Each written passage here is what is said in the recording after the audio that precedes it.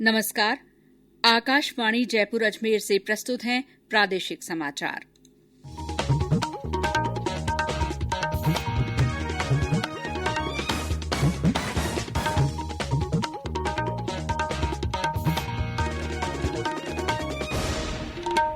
मुख्य समाचार।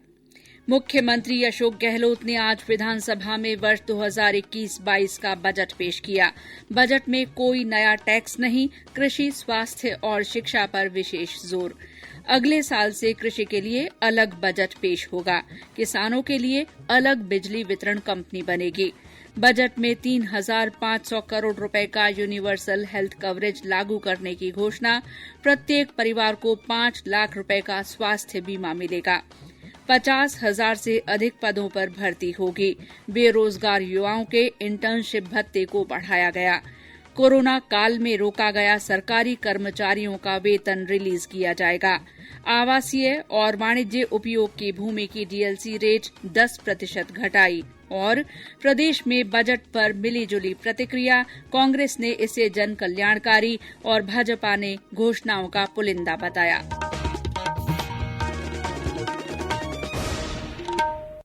समाचारों के साथ मैं शीला चावला। कोविड-19 महामारी के खिलाफ देश एकजुट होकर लड़ रहा है। आप भी हमारे साथ सुरक्षा और बचाव के 3 आसान एहतियाती उपायों का संकल्प लें। मास्क पहनें, 2 गज की दूरी है जरूरी, सुरक्षित दूरी बनाए रखें, हाथ और मुंह साफ रखें। और अब समाचार विस्तार से। मुख्यमंत्री अशोक गहलोत ने आज विधानसभा में वर्ष 2021-22 का बजट पेश किया। पहली बार पेपरलेस बजट पेश किया गया। मुख्यमंत्री ने 2 घंटे 46 मिनट के बजट भाषण में कृषि, स्वास्थ्य, युवा, पर्यटन और शिक्षा पर विशेष ध्यान देने की बात कही। बजट में श्री गहलोत ने कोई नया टैक्स नहीं लगाया। मुख्यमंत्री ने अगले साल से राज्य का कृषि बजट अलग से पेश करने की घोषणा की। उन्होंने कहा कि किसानों के 16,000 करोड़ रुपए के ब्याज मुक्त फसली ऋण उपलब्ध कराए जाएंगे। इस योजना में 21-22 में 3 लाख नए किसानों को जोड़ा जाएगा। इसमें पशुपालकों को भी शामिल किया जाएगा। बजट में किसानों की बिजली के लिए अलग से बिजली वितरण कंपनी बनाने और सीधे फायदे के लिए मुख्यमंत्री कृषक साथी योजना का ऐलान किया गया। इसमें 1 की बजाय 2 महीनों में बिल भेजे जाएंगे। 50,000 किसानों को नए कनेक्शन दिए जाएंगे। अन्नदाता के बेहतर भविष्य, उनके हितों के संरक्षण के लिए माननीय अध्यक्ष महोदय, मैं आगामी वर्ष से कृषि बजट अलग से प्रस्तुत करने की घोषणा करता हूं। अपने वादे को निभाते हुए हमारी सरकार ने 20,89,000 किसानों के 8,000 करोड़ रुपए से अधिक ऋण माफ किए थे। आगामी वर्ष में प्रदेश किसानों को केंद्रीय सहकारी बैंकों के माध्यम से 16,000 करोड़ रुपए के ब्याज मुक्त अल्पकालीन ऋण फसली ऋण वितरित किए जाएंगे। इस योजना में 21-22 में 3 लाख नए किसानों को जोड़ा जाएगा। कृषकों और पशुपालकों की आय में वृद्धि तथा समग्र विकास सुनिश्चित करने की दृष्टि से मैं कृषक कल्याण कोष के माध्यम से आगामी 3 वर्ष हेतु अनुदान आधारित मुख्यमंत्री कृषक साथी योजना लागू करने की घोषणा करता हूँ। मुख्यमंत्री ने 3,500 करोड़ रुपए की लागत से देश में पहली बार यूनिवर्सल हेल्थ कवरेज लागू करने की घोषणा की। इससे प्रदेश के प्रत्येक परिवार को 5 लाख रुपए की स्वास्थ्य बीमा सुविधा उपलब्ध होगी। उन्होंने राजस्थान को चिकित्सा क्षेत्र में अग्रणी पंक्ति में लाने के लिए Rajasthan model of public health लागू करने की घोषणा की। मॉडल को प्रभावी बनाए जाने तथा सभी को स्वास्थ्य का अधिकार प्रदान करने के उद्देश्य से राइट टू हेल्थ बिल भी लाए जाने की घोषणा की गई। मुख्यमंत्री ने सभी संभाग मुख्यालयों पर चरणबद्ध रूप से पब्लिक हेल्थ कॉलेज खोलने की घोषणा की। श्री गहलोत ने कहा कि राज्य में 30 नए प्राथमिक स्वास्थ्य केंद्र खोले जाएंगे और 50 प्राथमिक स्वास्थ्य केंद्रों को सामुदायिक स्वास्थ्य केंद्र बनाया जाएगा। हम राजस्थान में चिकित्सा क्षेत्र में देश में अग्रणी पंक्ति में लाने के लिए Rajasthan model of public health लागू किया जाएगा। इस मॉडल को प्रभावी बनाए जाने, सभी को स्वास्थ्य का अधिकार प्रदान करने के उद्देश्य से राइट टू हेल्थ बिल भी लाया जा रहा है। ये मॉडल जन जन के लिए उच्चतम स्तर के स्वास्थ्य मापदंडों को प्राप्त करने का देश भर में एक अनूठा उदाहरण प्रस्तुत करेगा। इस मॉडल के माध्यम से preventive care, primary care, curative care को विश्व स्वास्थ्य संगठन WHO की भावना के अनुरूप लागू करने के लिए हम प्रभावी कदम उठाने जा रहे हैं।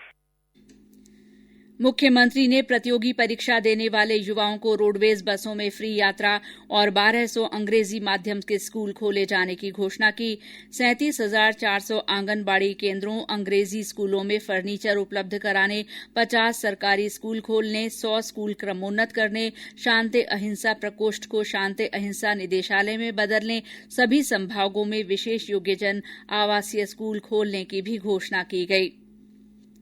युवा वॉलंटियर बनाने, कॉमन एलिजिबिलिटी टेस्ट कराने, वन टाइम वेरिफिकेशन सिस्टम बनाने और 50,000 से अधिक पदों पर भर्ती की घोषणा भी मुख्यमंत्री ने अपने बजट भाषण में की। श्री गहलोत ने प्रदेश के युवाओं और बच्चों के शारीरिक विकास के लिए मेजर ध्यानचंद स्टेडियम योजना लाए जाने की बात कही। मुख्यमंत्री ने युवा संबल योजना 2019 में बेरोजगार युवाओं को इंटर्नशिप भत्ते को 1,000 रूपये से बढ़ाने की घोषणा की। राजीव गांधी युवा कोर का गठन, 2,500 राजीव गांधी युवा मित्र, 50,000 राजीव गांधी युवा वॉलेंटियर बनाने की भी घोषणा की गई है। इसके अलावा पिछले दिनों जिन 4 विधायकों की मृत्यु हुई है, उनके नाम पर उनके क्षेत्र में गर्ल्स कॉलेज खोलने की भी घोषणा की गई है। बजट भाषण में कोई नया टैक्स नहीं लगाया गया है, बल्कि टैक्स की अलग अलग मद में 910 करोड़ रुपए की छूट दी गई है। कोरोना काल में रोका गया सरकारी कर्मचारियों का वेतन रिलीज किया जाएगा। इसके लिए 1,600 करोड़ रुपए जारी होंगे। सरकार लड़कियों के साथ साथ अब सभी महिलाओं को मुफ्त सैनिटरी नैपकिन देगी। ईस्टर्न राजस्थान कैनाल प्रोजेक्ट के लिए 320 करोड़ रुपए का प्रावधान किया गया है। मुख्यमंत्री ने फिल्म प्रोत्साहन नीति लाने और राजस्थानी फिल्मों को 25 लाख रुपए की सहयोग राशि तथा जीएसटी पर 100% छूट देने की घोषणा की। रजिस्ट्री प्रक्रिया को सरल बनाने के लिए प्रदेश में एनीवेयर ऑनलाइन रजिस्ट्रेशन प्रणाली लागू की जाएगी। रियल एस्टेट क्षेत्र को बढ़ावा देने के लिए आवासीय और वाणिज्यिक उपयोग की भूमि की डीएलसी रेट 10% कम करने की घोषणा की गई है। इसके साथ ही 50 लाख रुपए मूल्य तक के फ्लैट पर स्टाम्प ड्यूटी की दर 30 जून 2021 तक 6% से घटाकर 4% करने का प्रस्ताव किया गया है। ये समाचार आकाशवाणी जयपुर अजमेर से प्रसारित किए जा रहे हैं। समाचार बाकी हैं अभी, लेकिन पहले ये संदेश। कोविड-19 से बचाव और सुरक्षित रहने के 3 उपाय। मास्क लगाएं, 2 गज दूरी है जरूरी, सुरक्षित दूरी रखें, हाथ और मुंह साफ रखें। समाचारों में आपका फिर स्वागत है। मुख्यमंत्री अशोक गहलोत ने कहा है कि अच्छे वित्तीय प्रबंधन के कारण जन कल्याणकारी बजट पेश हुआ है। बजट के बाद पत्रकारों से बातचीत में उन्होंने कहा कि बजट में हर क्षेत्र को राहत देने की कोशिश की गई है।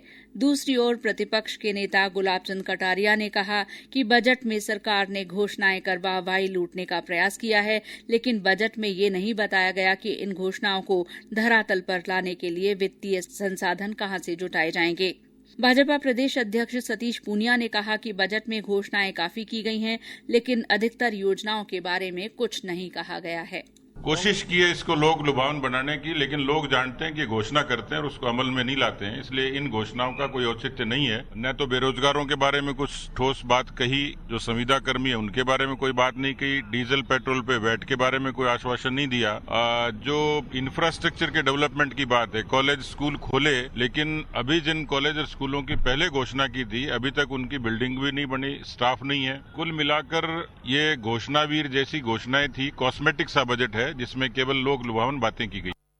चिकित्सा और स्वास्थ्य मंत्री डॉक्टर रघु शर्मा ने बजट को समग्र विकास का अभूतपूर्व बजट बताया। कांग्रेस के प्रदेश प्रभारी अजय माकन ने बजट को गरीबों और जन सामान्य का हितैषी बताया। मैं बधाई देना चाहूंगा अशोक गहलोत जी को और पूरी सरकार को कि जितना अच्छा बजट वो लेकर के आए हैं, ये बताता है क्या फर्क कांग्रेस और दूसरी पार्टियों में है। कांग्रेस हमेशा गरीब लोगों की, किसानों की, पिछड़े वर्गों की हमेशा सोचती है और बजट किसी भी सरकार का बड़ा इंपॉर्टेंट डॉक्यूमेंट होता है जिसमें सरकार अपने आगे आने वाले समय की पॉलिसीज और किस तरीके से पैसा सब जगह पे वितरण करा जाएगा वो बताती है। किसानों के लिए, गरीबों के लिए किस प्रकार से मेडिकल उसमें चिकित्सा के लिए ये पैसा खर्च किया जाएगा, तो इसका सीधा सीधा फायदा हमारे गरीबों को इस राज्य के अंदर होगा, मध्यम वर्गीय लोगों को होगा। उद्यमी अजय डाटा ने बजट का स्वागत करते हुए कहा है कि टेक्नोलॉजी से जुड़ी घोषणा से लोगों को रोजगार मिलेगा। बहुत अच्छा बजट आया है। इसके अंदर मैं इसी बात को कहूंगा कि setting up of fintech digital university at Jodhpur ये इंडिकेट करती है कि टेक्नोलॉजी की तरफ एक रुझान है, जो फिनटेक डिजिटल यूनिवर्सिटी की तरफ एक हमको राजस्थान को एक नया आयाम देगा। दूसरा, Rajiv Gandhi centre for advance learning जो आरकैट जो जयपुर में बन रहा है, ये अपने आप में एक बहुत बड़ी चीज बन जाएगी, क्योंकि इससे नई टेक्नोलॉजी की तरफ रुझान बढ़ेगा और नए लोग जो बाहर से आकर के भी रोजगार यहाँ पाते हैं वो राजस्थान के लोगों को ही रोजगार मिल पाएगा। तीसरी चीज, फिनटेक पार्क से इन्वेस्टमेंट भी बढ़ेगा और एम्प्लॉयबिलिटी भी बढ़ेगा इन आईटीईएस सेक्टर। फोर्टी के कार्यकारी अध्यक्ष कमल कंदोई ने कहा कि बजट हर वर्ग के लिए अच्छा है और इससे उद्योगों को बढ़ावा मिलेगा। ये बजट मेरे लिहाज से, प्रदेश के लिहाज से बहुत अच्छा बजट अब तक के रिकॉर्ड में मैं देखता हूँ तो आया है। इसके अंदर जैसे उद्योगों की दृष्टि से देखते हुए तो बहुत औद्योगिक इंडस्ट्री या नए सर्जित किए गए, छोटी छोटी जगहों पे सर्जित किए गए, जिससे वहाँ पे रोजगार बढ़ेगा। व्यापारियों की बात करें तो एमनेस्टी स्कीम जो दी है उसके अंदर भी बहुत विवादों का निपटारा होगा। इसके लिए युवाओं को रोजगार की बहुत अच्छी व्यवस्था की गई है। राज्य के बजट पर आज आकाशवाणी जयपुर के समाचार विभाग की ओर से विशेष परिचर्चा प्रसारित की जाएगी। आधे घंटे की ये परिचर्चा रात 9 बजे आकाशवाणी जयपुर अजमेर से सुनी जा सकती है। देश का पहला वर्चुअल राष्ट्रीय खिलौना मेला 27 फरवरी से शुरू होने जा रहा है। ये मेला 2 मार्च तक चलेगा। इसमें प्रदेश के विभिन्न जिलों से भी खिलौने बनाने वाली इकाइयां अपने खिलौने प्रदर्शित करेंगी। प्रधानमंत्री नरेंद्र मोदी इस महीने की 28 तारीख को आकाशवाणी के मन की बात कार्यक्रम में अपने विचार साझा करेंगे। ये इस कार्यक्रम की 74वीं कड़ी होगी। और अंत में मुख्य समाचार एक बार फिर। मुख्यमंत्री अशोक गहलोत ने आज विधानसभा में वर्ष 2021-22 का बजट पेश किया। बजट में कोई नया टैक्स नहीं लगाया गया है। वहीं कृषि, स्वास्थ्य और शिक्षा पर विशेष जोर दिया गया है।